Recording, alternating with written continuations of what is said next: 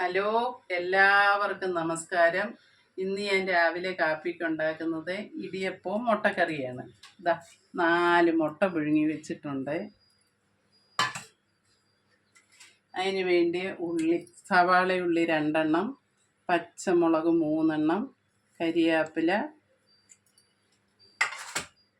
പിന്നെ അതിന് ചേർക്കേണ്ട മസാലകൾ മല്ലിപ്പൊടി, പെരിഞ്ജീരകപ്പൊടി, അത് വലിയ ജീരകം പൊടിച്ചത്, മഞ്ഞൾപ്പൊടി, 1 സ്പൂണ് മുളക് പൊടി, ശകലം 1/2 സ്പൂണ് മീറ്റ് മസാലയല്ല, മസാല പൊടിച്ചത്.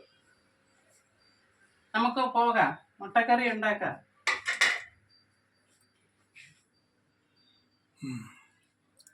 നമുക്ക് ഗ്യാസ് കത്തിച്ച് ചീനിച്ചട്ടി വെക്കാം.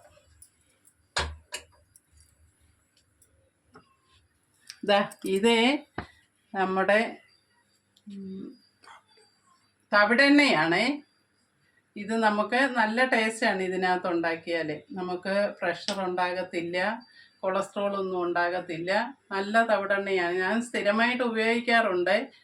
പിന്നെ ഇപ്പോൾ ഓണമൊക്കെ ആയതുകൊണ്ട് 2-3 കുപ്പി വെളിച്ചെണ്ണ മേടിച്ച് അതാണ് ഉപയോഗിച്ച്. ഇനിയിപ്പോൾ തവിടെണ്ണ ഉപയോഗിക്കാമെന്ന് വിചാരിച്ചു.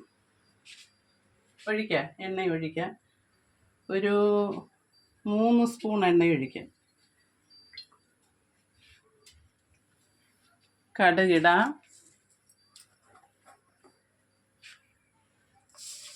എണ്ണ ചൂടാകും.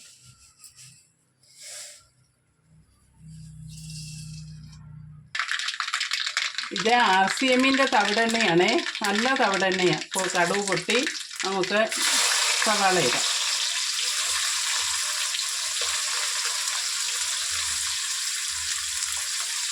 മുളകിടാം.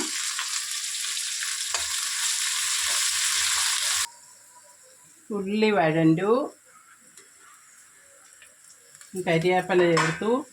നമുക്ക് ഉപ്പ് ചേർക്കാം.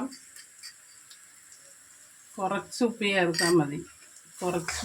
ഉള്ളി വഴലാൻ വേണ്ടി ഞാൻ നേരത്തെ ഒരു ശകലം ഉപ്പ് ചേർത്തിരുന്നു. ഇതാ മസാലകളെല്ലാം നമുക്കിടാം.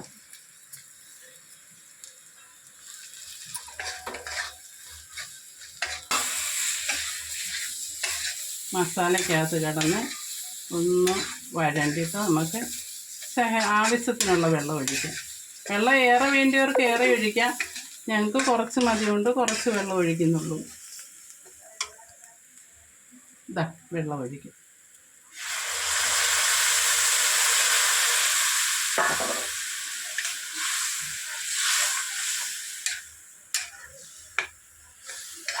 ഇതാ നമുക്ക് അടച്ചു വെക്കാം. അടച്ചു വെച്ച് വറ്റി കഴിയുമ്പം നമുക്ക് എടുക്കാം.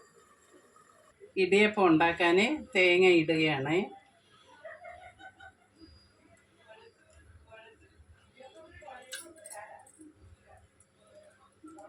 ഇടിയപ്പം ഉണ്ടാക്കുകയാണ്.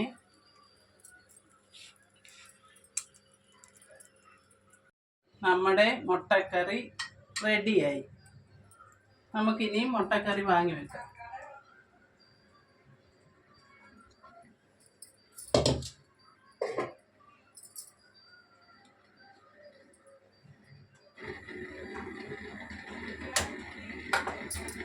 ഇടിയപ്പം നമുക്ക് വെക്കാം.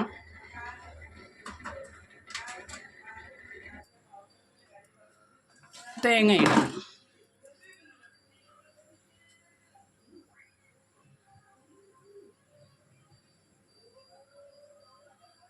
വേവട്ടെ.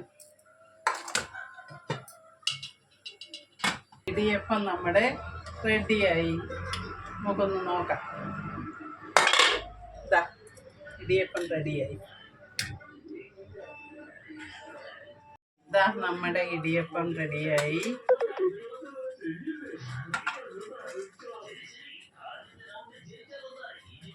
മുട്ടക്കറി,